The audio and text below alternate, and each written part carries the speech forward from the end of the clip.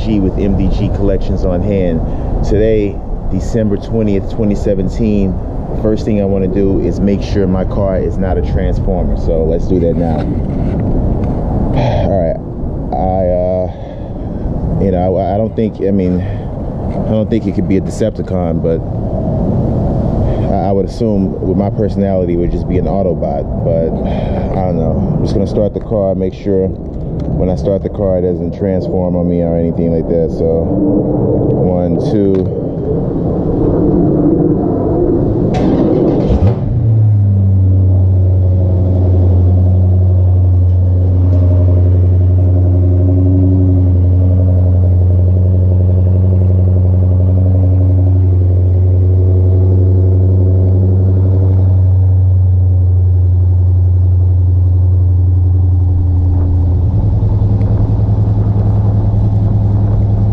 Flips up, but I think that's normal. So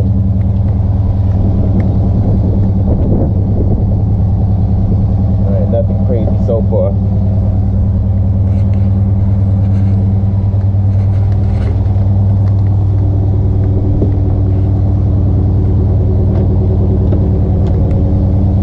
Let's just check the inside.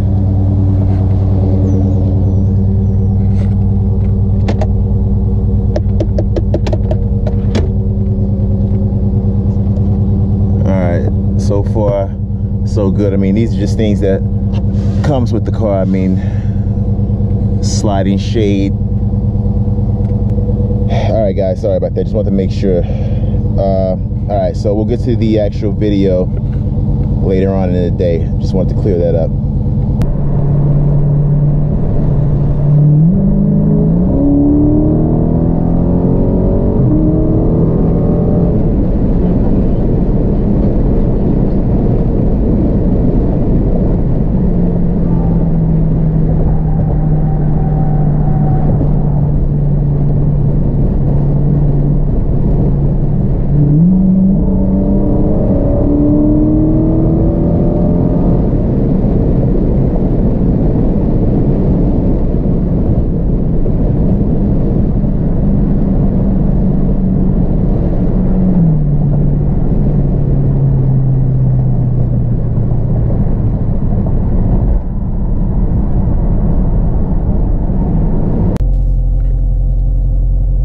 All right, guys, later on in the day, and I'm convinced for sure now my car is not a transformer. It's been hours, so that's that. So now to continue what this video is really about today. This video is a requested video from one of my subscribers. His name is Harry Frazier. He wrote me on my last Tazer video, the one I did with the new firmware update 2.4.1 when it was re-released, and he asked me if there was any new features with this update or only fixes to the issues with the last update. All right, and I told him that there was, but I didn't want to be making a boring video like that, and he told me if I'm willing to make the video, I'm sure people will watch. So there's Harry right there, his comments. This is his Instagram, if I'm not mistaken. So he also has a 2017 Daytona, and he has it in gray. So that's his car there. So check Harry out on Instagram when you guys get a chance. Now, for the live features first, the feature that I went over yesterday was the peak RPM. Just to show you how it worked. That's not really a new feature. That was already in the last update. We've had that for a while.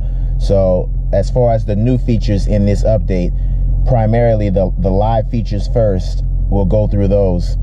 All right, and this in motion was there before. All right, auto sport on. This feature is for S, XT, and RTs. If enabled, all right, we'll put the car in sport mode every time it's turned on. So this would be perfect for FLA Hemi, all right? One of my subscribers, he has a YouTube channel also. Check him out, FLA Hemi. He was having issues with his RT not working with sport mode. His sport mode button was not working, all right? He found out he had some things not set up properly within his Tazer settings. All right, somebody showed him or told him about it before I can make the video to help him out. So now he's got everything worked out. But this would be a great feature for him or anyone who has an RT. If you want your car to start automatically in sport mode every single time you start it up, and just be ready to go in sport mode, you just basically you just have this on. All right, it was already set to on with me automatically. I don't have an RT, so I'm not messing with that. It's just, you know, this is mainly a feature on my car, but it's useless because it's only for really SXTs and RTs.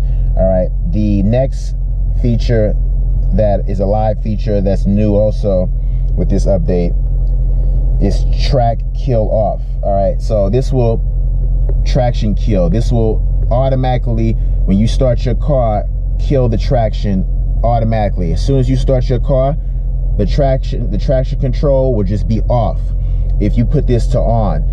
I have track kill off. It's set up like that by default when you first update, all right, because they're not sure if you really want that. All right, so I want my traction to control to be on, and I want to turn it off when I'm ready to turn it off. But this track kill off feature, traction kill feature, if you hit this cruise control button to turn that on, it will kill the traction control every single time the vehicle is started. So you'll just have no traction control until you now turn it back on here after the car is already started. All right, so that's a new feature with the new update. All right, next is the start mode. All right, it's, you know, they have it as ST mode. All right, and mine is set up under default. I want my car to start in default every single time I turn my car on. Now you can start your car in whatever mode you want your car to start in, it'll start in that mode. So if you want your car to start in custom, that's my custom settings. Every time I start my car, it will be transmission and track. All right, and then it'll be just like this: paddle shifters off, traction is street, and then the steering will be track. All right, if I wanted to automatically start my car in sport, all right, I would just toggle over to sport. All right, and basically now whenever I start my car, it'll be in sport mode. All right, if I toggle it over again, it would automatically be in track mode. So that's a new feature with this new update. All right, the next feature, that's video, that's always been there, is if you want an external video or a CD player, you can hit that on. Peak RPMs we went over yesterday, and that's the new firmware version. All right, so that's for the live features. All right, now as far as the actual features when the engine is not running, all right, so the non-live features. All right, so mainly for the non-live features for this new update, you got the unmarry and marry. All right, so the one-touch return to stock, that's a new feature with this new update. All right, you also have your automatic drive modes, which is what I was going over. All right, you know, basically for 2016 Scat Packs, SRTs, and Hellcats and Daytonas, your car will automatically start in whichever drive mode you select. All right, that's a great feature if you ask me. So if you wanted to just start up your car and somebody wants to race you, and you want to hurry up and start up your car and just take off on them, you're already in track mode. You don't have to worry about like going through here, boom, boom, doing this, boom. It's just already in track mode. You can just gun on them. All right, just burn them from the start. All right, so that's a cool feature to have. The Durango has an update, all right, for 2015 and above Durangos and 2015 Jeep Grand Cherokees. All right, the auto start / stop disable, and it says it completely disables auto start / stop. All right, so that's for Durangos. All right, and then you have the auto drive mode for Durangos 2012 plus and Jeep Grand Cherokee plus 2012 plus. All right, so also you have the modified tire size correction, all right, for the speedometer for non-factory tire sizes, and you have a modified tire pressure. All right, so this is a good feature also, where it says modified tire pressure. So when you change your tires, if you have 275s factory, like how I have, and then now you go and try to put 295s, or you try to put 315s, all right, the computer will recognize those are not the tires that come with the car, and it will throw off your tire pressure monitoring system. You'll get a TPMS error or a light that comes on that tells you what the hell are you doing. So now this feature on the Tazer corrects that, and it will just make that error go away. All right, so it'll make the computer forget about it, you know, so you won't have some annoying light on your dash because you got new tires. So that's a new feature. All right, that's not necessarily a live feature, which is also good, because that's one of the main things people want to do with these cars is change their tires. You may have a scat pack with 245s, now you want to get 275s, all right, like how I have, or 295s, or 305s, or 315s. So this feature will now help you with that, as far as, you know, eliminating that light that comes on, or that annoying pesky error message you'll get, all right, that the computer will pick up on. All right, also there's easy exit steering for the Challengers and Chargers 2015 plus. So I guess my car already has that. If I want to have my steering wheel lift up and my seat go back, my seat's already as far back as it can go now. So I only got the steering wheel going up and down, and I stopped that because I didn't want the motors to start going. I noticed in my last car, and even in this car, as new as it is, you know, it was like the steering wheel sometimes wouldn't go up or down. I already recognized in my last car the motor went bad. Over time, the motor in these things, if you let that feature stay on over years, it starts to wear out. So I don't want that. In my last car, the steering wheel would stay up high and it would drop down. It was just annoying. I would have to use on the side, and sometimes that wouldn't even work. It was like glitchy. So I didn't even want to mess with that with this car. So that's a new feature that they have with the 2.4.1. All right, and then lastly, I just touch on line lock.